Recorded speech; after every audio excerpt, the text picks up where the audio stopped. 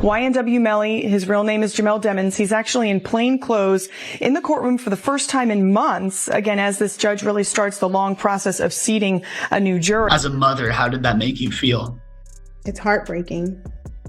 It made me feel completely helpless. Next month, YNW Melly is locked into another courtroom battle, and this one has 0 escape routes. The witness tampering case is officially moving forward, and the pressure is heavy right now. Court records say Melly is set to go on trial on January 21st, 2026, over accusations tied to his 2023 trial, the same one that collapsed into a mistrial. Prosecutors say they were banking everything on one key witness back then, someone they believed could push the jury toward a guilty verdict on the original charges. That witness is Melly's ex-girlfriend, Mariah Hamilton, who left the U.S. just before the first trial kicked off. Mariah Hamilton is spending her first day at the Broward County Jail. She has no arrest record until now. U.S. Border Patrol agents arrested her at Miami International Airport Monday after she arrived on an international flight. Court records show Hamilton was ordered to testify in Demons' first trial in 2023. Things spiraled after that. She later landed behind bars, and according to reports, the judge offered her a deal: testify in court, and she walks free. She took it. The state filing 6 new charges against Demons and 2 others who were allegedly involved. The charges include tampering with a witness, directing the activities of a criminal, solicitation or conspiracy to commit tampering, and unlawful use of a two-way communication device. Now, a couple of those charges actually carry a life in prison sentence if there's a conviction. And once she was released, she posted on Facebook saying, "Thank you to my village. I love y'all so much. God's plan, not mine." That post alone set the internet buzzing. Now here's why this hits hard. Prosecutors are treating witness tampering as a completely separate charge, and it carries life-level consequences all on its own. There was this kind of crazy way that Melly was communicating. He wasn't allowed to use the phone, but he was passing notes to people, and then this person's calling this person, and then that person. Saying like to me, they going through extreme measures, try to cover up or convince people not to testify, like Mariah mom. They was using code words like Rihanna and A$AP Rocky's baby mom. Here's the part that really matters. YNW Melly hasn't been allowed near a phone in jail for over a year, all because of the witness tampering allegations. That restriction alone says a lot. When the feds lock communication down like that, it usually means they believe the evidence is already stacked high. And if that's true, this situation could seriously close in on him. My son has not been convicted of anything, and even other inmates that have been convicted or anything, they have the right to use a telephone. They have a right to be allowed to write letters to their loved ones, to receive their mail. They hold his mail. They don't give it to him. Even before the major case ever reached court, people close to the situation were already talking. YNW Juvie's father reportedly knew something was off and described how Melly was allegedly moving behind the scenes. That context is now circling back in a big way. At the same time, Melly's legal team has been playing chess, not checkers. His lawyers filed a lawsuit claiming he's being treated inhumanely while locked up. The suit targets the Broward Sheriff's Office, accusing them of cruel conditions and demanding his release. You saw Melly's statement just saying how he's been hurt, how he's scared for his life. As a mother, how did that make you feel? It's heartbreaking. It made me feel completely helpless. Broward Sheriff's Office definitely needs to be investigated. I mean, they are making up their own rules. We've tried to go to court about this situation. The judge really doesn't have any jurisdiction when it comes to the jail, because we actually had a hearing about the mistreatment of him, and the jail they make their own rules. And I don't think that's fair, because I know that they need to answer to someone too. According to the filing, Melly says he hasn't been allowed to see or speak to family for 3 years. The claims go further, alleging freezing cold cells, isolation, and barely edible food. That sparked reactions across rap culture, with some saying, "I like what I'm hearing right now. He's been in there too long." An interview with Melly's mother, Jamie King, painted a disturbing picture. She sounded broken, saying she feels helpless and heartbroken. All of this blew up fast and pulled serious media attention. That's when Charleston White jumped in, saying flat out he's glad YNW Melly is living under harsh conditions. Even the YNW Melly, I'm so happy he in jail getting mistreated. Yeah, I'm so happy he in jail getting mistreated, homie. Homie, when you take a life, homie, you ain't got a right to complain about a motherfucking thing about being mistreated when you done chose to play somebody.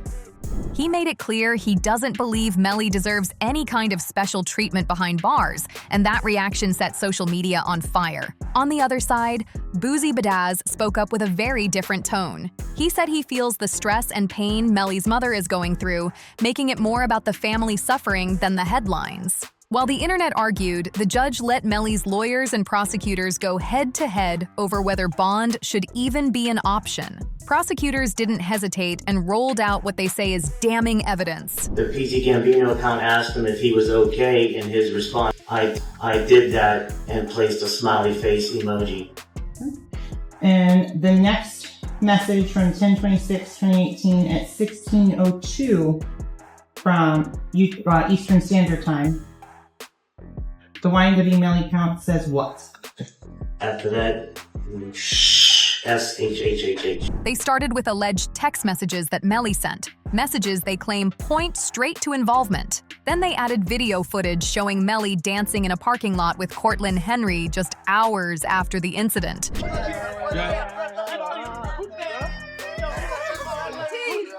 Melly still turned regardless of what happened this early morning. He's still out here being very positive. Turned still.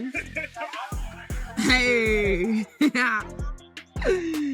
The dog still turned, regardless of what happened. You already know. Both looked upbeat, with no visible grief, which prosecutors say matters. But the biggest moment came from security footage at a music studio that same night. Cameras reportedly caught Melly getting into the back left seat of the Jeep just 30 minutes before everything happened. Court documents say the direction of the rounds traveled left to right, lining up with that exact seat position. Even YNW's mother later confirmed Melly was seated there. Can you state your name? Your full legal name for the jury? Leon Phillips. Okay. And are you related to one of the kids in this case? Yes, I am. How's that? I'm his mother. And who is that? Christopher Thomas. Ms. Phillips, did you see who entered into the occupants who entered into that gray Jeep? Yes. Do you recognize where your son entered that gray Jeep? Yes. Which seat, if you can identify for the jury? He got in the back seat on the right-hand side. Did you recognize the individual that got into the back seat on the left side, the rear driver's side? Yes. And who was that individual? Janelle. That's when Melly's lawyers fired back hard. Their main argument was simple but strategic. They told the court the firearm was never recovered, pushing the idea that this could have been a drive-by and not something YNW Melly was responsible for at all. That point became their shield. But prosecutors weren't done digging. While building the first case, the feds searched the home of Courtland Henry, and what they found shifted everything. Images quickly surfaced, showing alleged handwritten notes discovered during the raid. Those notes appeared to map out where specific jurors were sitting, including descriptions of how they looked inside the courtroom. So the first thing is I didn't have a firearm, so I can't know which firearm I'm going to use in order to replicate any of my tests. So I can't make tests for this determination because I don't know what firearm was used. Okay. That detail raised eyebrows immediately. Right after that, Melly's defense started pushing incriminating pressure toward Bortland instead, and the timing looked wild. To many watching, it seemed like Bortland was getting ready to take the fall for Melly. And from there, Melly's chances of seeing daylight dropped even lower. Not only is the evidence pile already thick, but now, the feds appear to have Bortland cooperating. Melly's co-defendant YNW Bortland was booked into a Miami jail Monday night and is being held behind bars on an out-of-county warrant. We just confirmed the warrant is out of Broward County for witness tampering. The warrant obtained by Law and Crime Network states as follows. On or about April 10, 2023, continuing through and including July 22, 2023, Cortland Henry, aka Bortland, along with others, did unlawfully and knowingly engage in misleading conduct toward another person with the intent to cause or induce them to withhold testimony. The warrant continues the alleged witness had been summoned by the legal process to the jury trial of Jamel Dimmons, aka YNW Melly. The dates in the warrant are important. Jury selection for Melly started in mid-April, and a judge declared a mistrial on July 22nd, the same day the warrant claims Bortland allegedly tampered with the witness. Prosecutors want to use him to explain where Melly went right after the incident, especially after questions surfaced about Fredo Bang picking him up. On top of that, the feds are reportedly pushing to add an aggravated charge, claiming the act was done in furtherance of an alleged group. To keep it real, this is sloppy. Bortland, how the f you gonna have the notebook of the jurors in your house?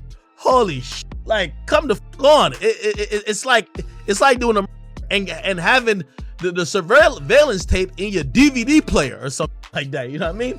Like, come on, bro! Like they raid your crib and the surveillance footage of the is in your DVD player. They be like, oh, okay, thank you, brother. This can't be at your crib. Things got even more tense when prosecutors flashed a photo of Melly standing next to Young Thug in court. They claimed the image showed Melly aligning himself with the same alleged group Young Thug is connected to, and they tried using that to stack on even more pressure. What shocked everyone was Melly's reaction. Instead of fighting the move quietly, he let prosecutors roll with the claim, and that's when things exploded between him and his own lawyers. This hearing marked the first time Melly openly went against his legal team in court, and witnesses say he was yelling straight at them. And Chris Thomas are... So what you're also going to find out is while Mr. Devins is out there on the side of the road, 4 in the morning, 4:42 specifically, he sends a drop pin, digital homing beacon, to his current location, to one of his friends, Frederick Givens. Frederick Givens is also involved in the music industry, and he asked to be picked up.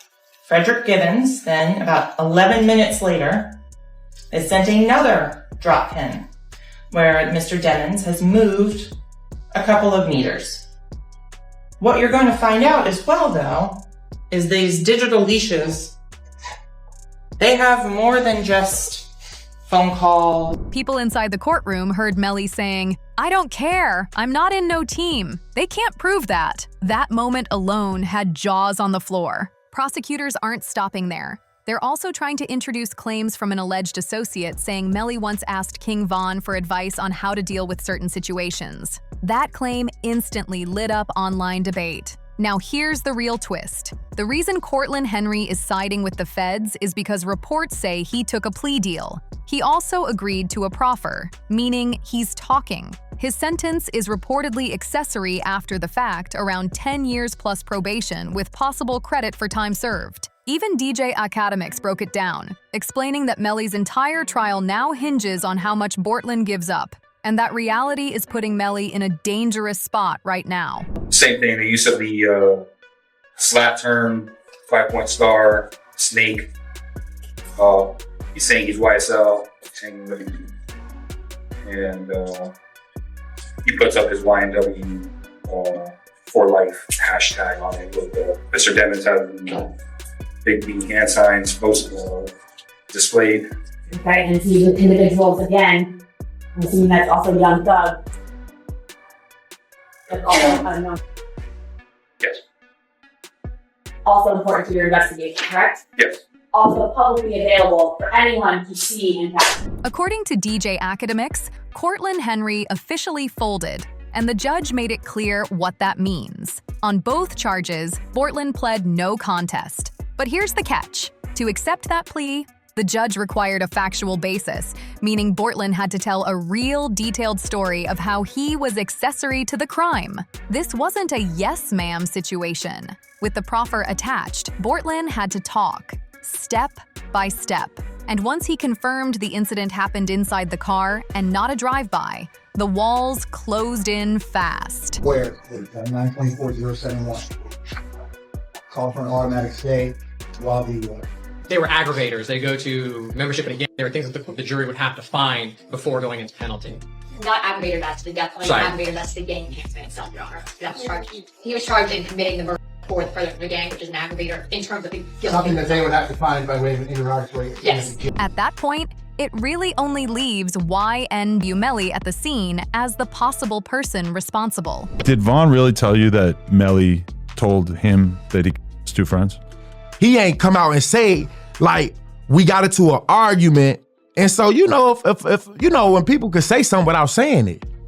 And so he told me, like, once I posted what I posted, Vaughn was mad at me. Bro, why you put up there, bro? Walter Bam. I'm like, you sitting up here, like, you know the love we got. You do this for us, but you gonna trust that his two friends? And he said, them was trying to extort him. And so I'm like, if they was trying to extort him, then why are you still around them? Even the judge looked shocked. In open court, the judge told Bortland, "I don't know how your lawyers pulled this off." People watching called it one of the wildest plea deals ever. I did tweet out saying people were upset. I said, this is a gunner plea. This is a gunner plea. This isn't a plea saying you have to tell on him, but this is a plea that you're going to have to provide all the details that they were missing to convict him. And that's why it's a gunner plea. Why do I say he signed a gunner plea? Because YNW Melly, and I watched the case, we covered it. YNW Melly's case is that, number one, you guys have not done a job to prove that this is actually they have proved, but prove that this is a homicide with this person being the offender. Also, the accessory after the fact plea confirms that Bortland, that's kind of like almost like a sub part of a conspiracy, except you weren't with the conspiracy at first. You came in after the fact.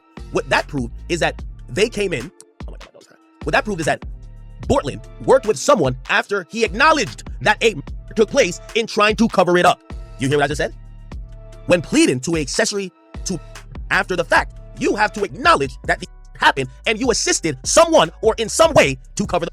Now, if Melly's statement is, how do we know? And then secondly, how do we know who did it? Because they said it was a drive-by. From multiple life sentences down to 10 years with time served, Bortland walked away clean compared to what he was facing. And it's my understanding that you want to resolve both cases today. Is that correct? Yes. And that resolution is an agreement you've reached with the state, the terms of which are as follows. Number one, in the 19 case, you're going to plead no contest to both counts of accessory after the fact. In the 23 case, you're going to plead no contest to all 4 counts as charged. In exchange for that, the state is going to null process, that is, drop the 2 first-degree. In exchange for that, I'm going to adjudicate you guilty on the 2 accessory counts as well as the tampering count. I'm going to sentence you to 10 years in Florida State Prison. That sparked instant reactions. Defense attorney Bradford Cohen said Bortland bit the cheese and is flipping. All right, let's talk YNW Melly and YNW Bortland. He is now doing the triple Lindy. For those youngsters that don't know what the triple Lindy is, it is when you do several flips off a high dive, and he will be flipping. He is going to be tell-all about anything he knows about the double case, and they will know if he's telling the truth or telling a lie when he gives his full quote-unquote confession as to what happened that evening. And that's what happens. A lot of times where guys are in the prison for 4 or 5 years awaiting trial and looking at a life sentence, and they're offered 10 years where they'll be home probably in another 3 years that he'll serve, he decides to flip and become a cheese eater. And that's what happens a lot of times on these cases. And I was expecting it to happen a lot sooner than it did. He held out for quite some time. But long story short is it looks like he's going to flip. And it makes the case on YNW Melly, depending on what he says, which I anticipate he'll say that YNW Melly is responsible. Even Tekashi 6Addicts99 jumped online saying the plea sealed it, claiming Melly is finished. Now it's on you. Do you think Bortland tells everything, or does he still try to protect Melly when it really counts? Drop your thoughts in the comments. Make sure to like, subscribe, share, and comment. And we'll see you on the next one.